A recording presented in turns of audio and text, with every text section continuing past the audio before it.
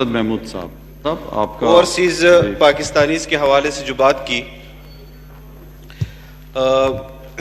میں خود 2 دن پہلے شاہ محمود قریشی صاحب کی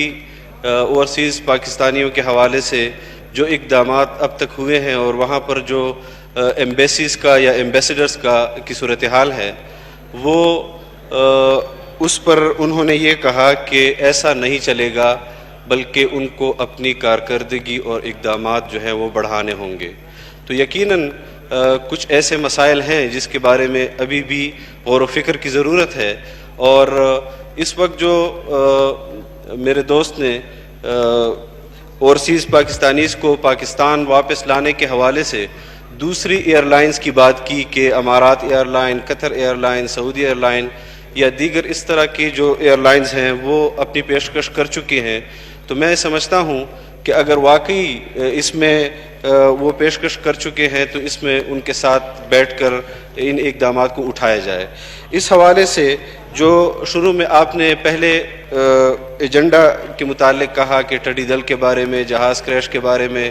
کرونا کے بارے میں پارلیمنٹ میں بحث کی جائے گی، تو میں سمجھتا ہوں کہ اس وقت قبائل کے اندر جو بدامنی ہے وہ بھی اس کے اندر شامل کیا جائے، تاکہ اس پر بھی ہم قبائل کے اندر جو صورتحال ہیں اس پر بحث کر سکیں۔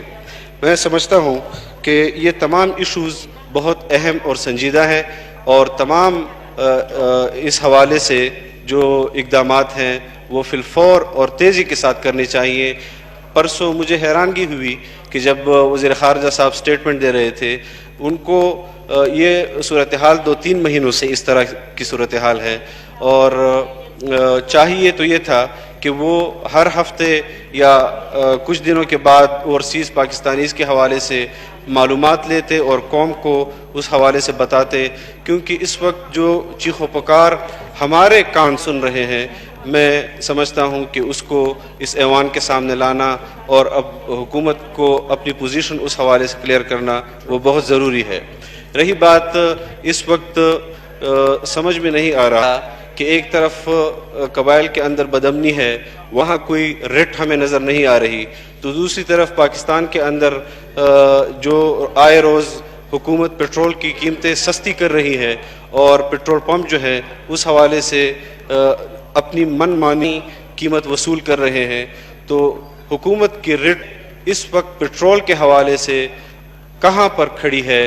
ہمیں اس حوالے سے بھی بتایا جائے۔ صحیح جی۔